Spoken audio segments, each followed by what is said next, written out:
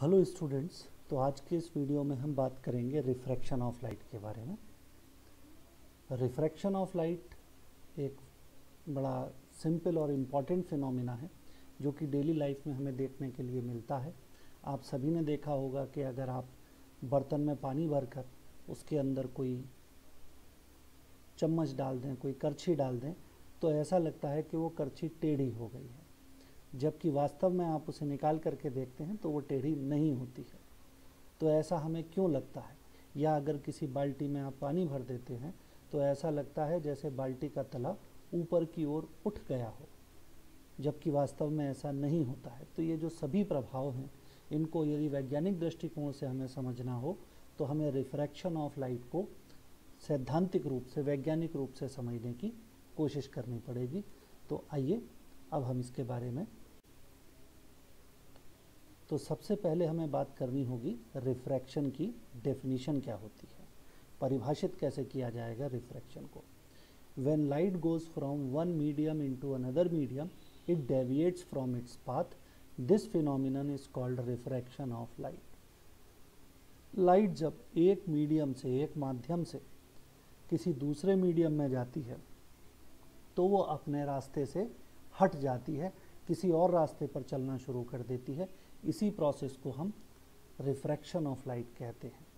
यहाँ जो चित्र है उसमें दिखाया गया है, एक लाइट आ रही है, लाइट की रे दिखाई गई है, और वो रे जो हमने प्रोड्यूस कर दिया उसको आगे की तरफ, तो वो सीधे चलती हुई जाती। अगर उसका रिफ्रैक्शन नहीं होता तो उसको हम कहेंगे पाथ ऑफ अनडेविएटेड रे। लेकिन वास्तविक रूप से क्या हुआ कि लाइट जब एक मीडियम से, एयर से वाटर के अंदर एंटर करती है तो वो अपने रास्ते से थोड़ा हट जाती है। वहाँ पर एक परपेंडिकुलर लाइन बनाई गई है, इसको नॉर्मल बोला जाता है।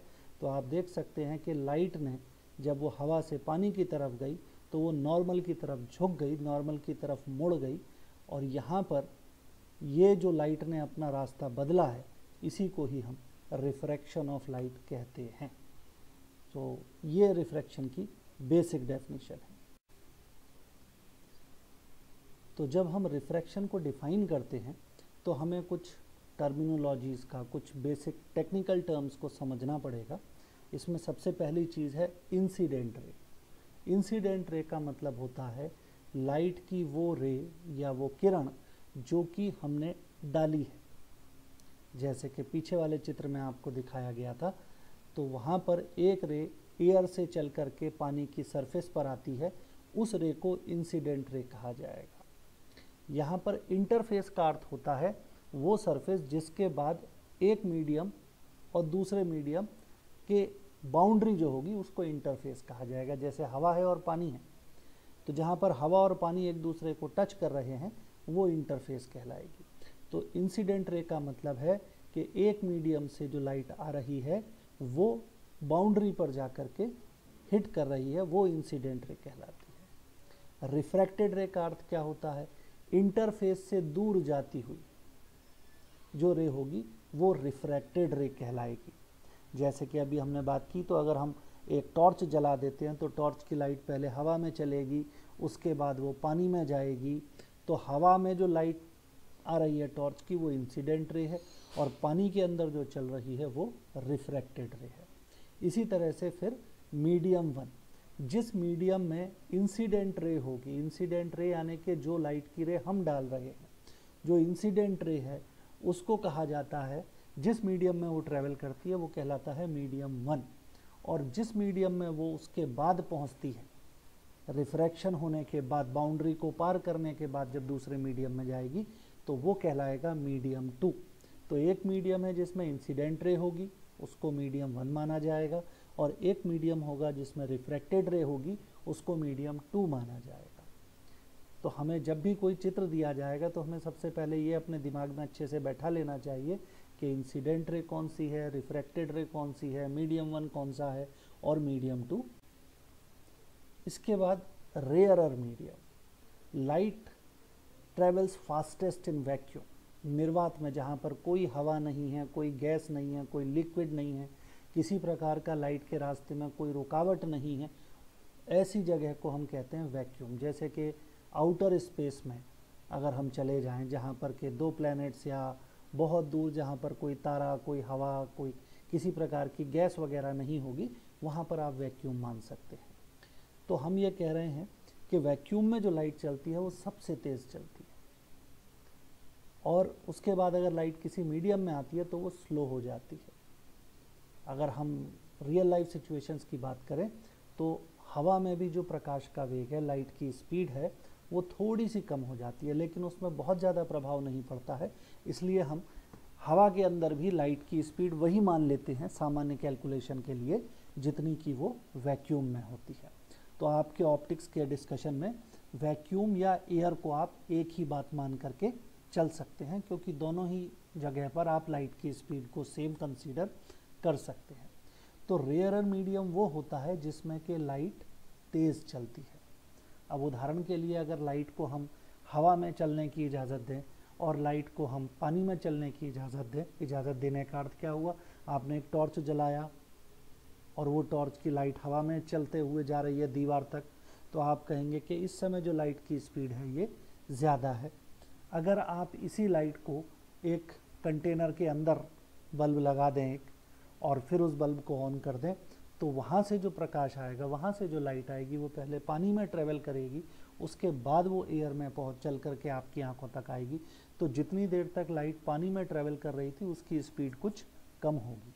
तो जिस मीडियम में लाइट तेज़ ट्रेवल करती है वो रेयरर मीडियम कहलाता है, और जिसमें लाइट स्लो ट्रेवल करती है उसको डेंसर मीडियम कहते हैं। तो या तो हमें मीडियम का नाम बता दिया जाए तो हम बता सकते हैं कि लाइट की स्पीड इसमें कैसी होगी, या फिर हमें लाइट की स्पीड की जानकारी हो तो हम ये तय कर सकते हैं कि मीडियम कैसा होगा। सामान्य रूप से आप ऐसा मान सकते हैं कि मीडियम जितना मॉलिक्यूल उसके नज़दीक होंगे उतना ही लाइट की स्पीड को वो मीडियम कम कर देगा। तो आप सभी जानते हैं कि हवा में जो मॉलिक्यूल्स होते हैं वो थोड़ा दूर दूर होते हैं, और पानी के अंदर जो मॉलिक्यूल्स होंगे वो काफ़ी पास पास होंगे, इसलिए पानी जो है वो हवा की तुलना में एक डेंसर मीडियम होगा। इसके बाद बात आती है एंगल ऑफ इंसिडेंस की। तो आपने जो अभी पीछे चित्र देखा था उसी चित्र पर यदि आप वापस से नज़र डालेंगे तो आप देख सकते हैं कि वहाँ पर हमने एक लाइन बनाई थी जो कि पानी की सरफेस के परपेंडिकुलर थी, उसको हमने ब्रोकन लाइन्स से दिखाया था, उसको कहते हैं नॉर्मल। तो जो आती हुई लाइट की रे है और नॉर्मल है, इन दो लाइनों के बीच में जो एंगल बनता है उसको कहते हैं एंगल ऑफ इंसिडेंस, और इसको आई से दिखाया जाता है। अब जब लाइट दूसरे मीडियम में जाएगी तो वो उसी रास्ते पर नहीं चलेगी जिस पर वो पहले मीडियम में चल रही थी, उसका रास्ता कुछ बदल जाएगा। तो दूसरे मीडियम में जो लाइट का रास्ता है वो रास्ता कहलाता है रिफ्रैक्टेड रे। तो रिफ्रैक्टेड रे और नॉर्मल के बीच में दूसरे मीडियम के अंदर जो एंगल बन रहा होता है उसे कहते हैं एंगल ऑफ रिफ्रैक्शन, और इसे दिखा देते हैं आर से। और एक होता है angle of deviation. Angle of deviation का मतलब है कि लाइट अपने पुराने वाले रास्ते से, पहले वाले मीडियम के रास्ते से कितने एंगल से डेविएट हो गई, यानी कि बदल गई, या कितना उसने अपना वो रास्ता छोड़ दिया कितने एंगल से। तो अगर हम ऐसा मान लेते हैं कि आर हमारा एंगल ऑफ रिफ्रैक्शन है, तो जो रिफ्रैक्टेड रे और अनडेविएटेड रे के बीच में जो एंगल होगा वो कहलाएगा एंगल ऑफ डेविएशन, और ये होगा आई माइनस आर। अब यही सारी बातें एक बार हम चित्र देखते हुए समझेंगे ताकि ये बातें हमारे दिमाग में अच्छे से बैठ जाए। तो इस चित्र में ये दिखाया गया है कि लाइट की एक रे एयर से वाटर में जा रही है। तो एयर हो गया मीडियम 1 और ये रेयरर मीडियम है, वाटर हो गया मीडियम 2 और ये डेंसर मीडियम है। स्वाभाविक रूप से जब लाइट एयर से वाटर में जा रही है तो वो रेयरर से डेंसर मीडियम में जा रही है। और जो इंसिडेंट रे है यदि हम उसको आगे की तरफ प्रोड्यूस कर देते हैं तो हमें पाथ ऑफ अनडेविएटेड रे मिल जाएगा। तो हमारा एंगल ऑफ इंसिडेंस क्या था? नॉर्मल और इंसिडेंट रे के बीच का एंगल आई, वो हो गया angle of incidence. Angle of refraction क्या था? पानी के अंदर जो नॉर्मल है और लाइट का जो रास्ता है पानी के अंदर, the path of light ray inside the water and the normal inside the water, इन दोनों के बीच में जो एंगल है दैट इज आर। अब अगर हमसे पूछा जाता है कि एंगल ऑफ डेविएशन कितना है, तो एंगल ऑफ डेविएशन हो जाएगा आई माइनस आर। आप देख सकते हैं कि नॉर्मल से अगर अनडेविएटेड रे के पाथ को हम मेज़र करें तो वो वर्टिकली अपोजिट एंगल होगा, तो टोटल एंगल हो जाएगा आई, उसमें से हम आर को हटा देंगे तो हमें रिफ्रैक्टेड रे और अनडेविएटेड रे के बीच का एंगल मिल जाएगा जो होगा आई माइनस आर। तो यहाँ पर अगर पूछा जाए कि एंगल ऑफ इंसिडेंस कितना है तो वो आई हो गया, एंगल ऑफ डेविएशन कितना है वो आई माइनस आर हो गया, और एंगल ऑफ रिफ्रैक्शन कितना है वो आर हो गया। यहीं पर एक बात का विशेष ध्यान रखिएगा कि लाइट जब भी कभी किसी भी रेयरर मीडियम से डेंसर मीडियम में जाएगी तो वो हमेशा नॉर्मल की तरफ झुक जाएगी, अपना जो उसका अनडेविएटेड पाथ था या इनिशियल पाथ था उससे हट जाएगी और किस तरफ मुड़ेगी, वहाँ से नॉर्मल की तरफ मुड़ेगी।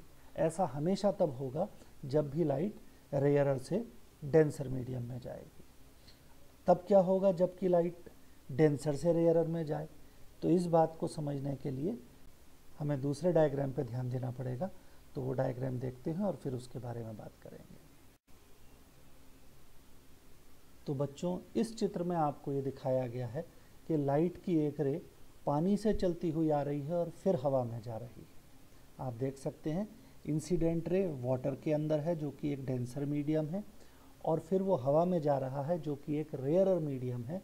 लाइट के अनडेविएटेड पाथ को ब्रोकन लाइन से दिखाया गया है हवा के अंदर, नॉर्मल को भी एक ब्रोकन लाइन से दिखाया गया है, नॉर्मल माने perpendicular to the surface of water.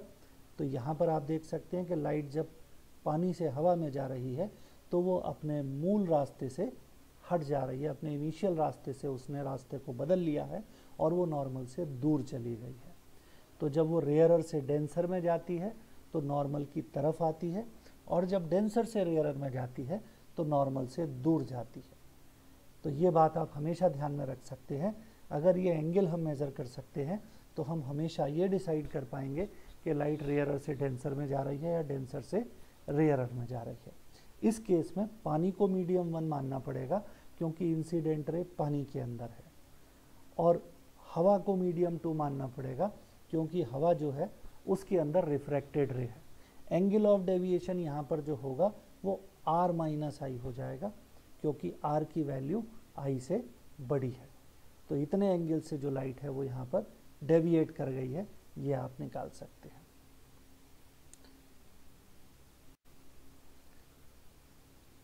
तो बच्चों, अभी तक हमने रिफ्रैक्शन के फिनोमिना के बारे में बात की और हमने उसके बारे में कुछ बेसिक टर्म्स को समझा। अब हम रिफ्रैक्शन के नियमों की बात करेंगे, लॉज ऑफ रिफ्रैक्शन। तो रिफ्रैक्शन के 2 नियम हैं। पहले नियम को पॉपुलरली स्नेल्स लॉ कहते हैं। क्या है Snell's law? The ratio of sine of angle of incidence and angle of refraction is a constant. Sine का अर्थ होता है, ट्रिग्नोमेट्री में मैथ्स में पढ़ाया जाएगा आपको आगे। अगर मान लिया जाए एक राइट एंगल ट्राइंगल है ए बी सी, और बी जो है उसका वो 90 डिग्री का एंगल है, ए सी जो है वो उसका हाइपोटेन्यूस है, और बी सी जो है वो उसका बेस है। आप ये चित्र अपनी कॉपी पर बना सकते हैं मेरे इस नरेशन को सुनकर। एक ट्राइंगल है A B C, B C उसका बेस है, बी पर एंगल 90 डिग्री है, और ए सी उसका हाइपोटेन्यूस है, ए बी उसका परपेंडिकुलर है। यानी कि एक ऐसा राइट एंगल ट्राइंगल जिसमें कि A B is perpendicular, B C is base and A C is hypotenuse. तो अगर हम यहाँ पर साइड ए बी और ए सी का रेशियो ले लें तो ये साइन कहलाता है। अगर मान लिया जाए सी पर जो एंगल है वो थीटा है तो साइन थीटा की वैल्यू हो जाएगी ए बी अपॉन ए सी। इसी तरीके से अगर मान लिया जाए ए पर एंगल को हम एक्स मान लें तो साइन एक्स क्या हो जाएगा? बी सी अपॉन ए सी। तो हम इस ट्राइंगल के अंदर कौन सा एंगल ले रहे हैं उसके हिसाब से हम डिसाइड करेंगे। तो किसी भी राइट एंगल ट्राइंगल के परपेंडिकुलर और हाइपोटेन्यूस के रेशियो को साइन कहा जाता है। So the ratio of sine of angle of incidence and angle of refraction is a constant. यानी कि अगर लाइट आ रही है और फिर रिफ्रैक्ट होके जा रही है तो हम वहाँ पर आई और आर इन दो एंगल को मेज़र कर लेंगे. इन एंगल्स का साइन आई और साइन आर निकाला जा सकता है. किसी एक पर्टिकुलर एंगल के लिए साइन का जो रेशियो आता है वो फिक्स वैल्यू का होता है. जैसे कि साइन 30, अगर एक ऐसा राइट एंगल ट्राइंगल बनाया जाए जिसमें कि एक एंगल 30 डिग्री का हो, एक तो 90 का होगा ही, तो तीसरा एंगल ऑटोमेटिकली 60 का हो जाएगा. यानी कि एक ऐसा ट्राइंगल बना लीजिए जिसमें एक एंगल 90 का है, एक 30 का है और एक 60 का है.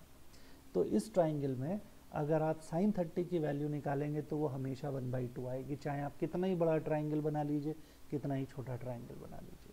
इसी तरीके से साइन 45 की वैल्यू 1/√2 आती है, साइन 60 की वैल्यू √3/2 आती है. मतलब साइन किसी भी एंगल का फिक्स होता है.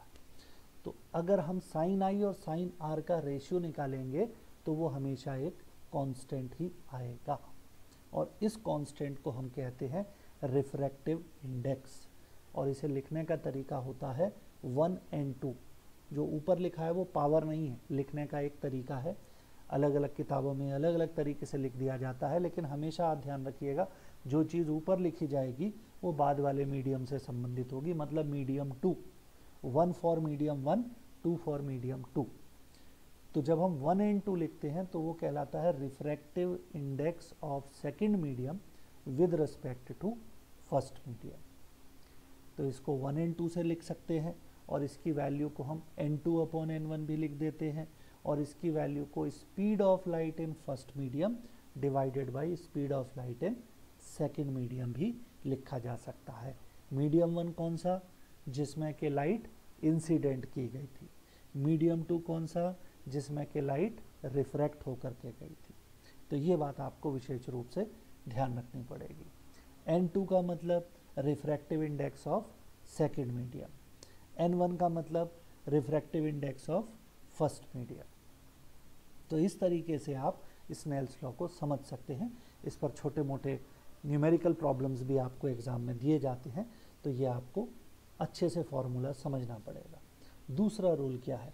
The incident ray, refracted ray and normal at the point of incidence all 3 lie in the same plane.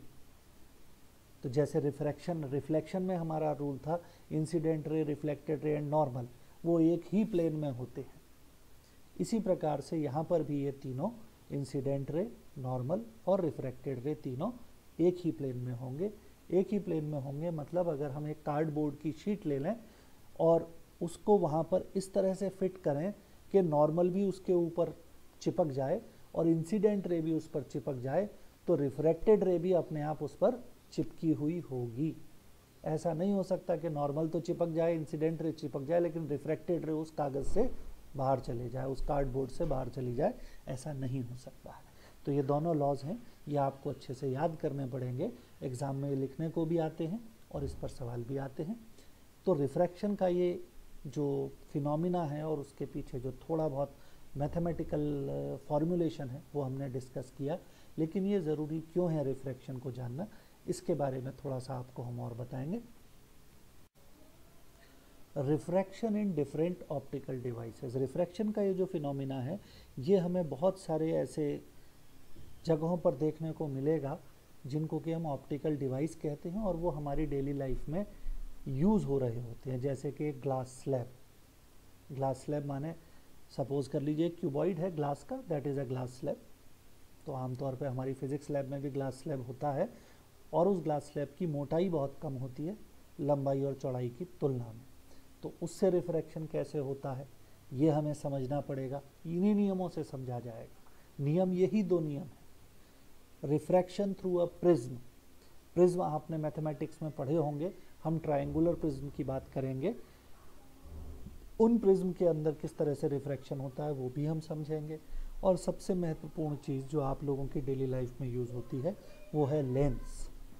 बहुत सारे लोग चश्मा लगाते हैं, चश्मे में लेंस लगता है. तो लेंस जो काम करता है वो रिफ्रैक्शन ऑफ लाइट के सिद्धांत पर ही काम करता है.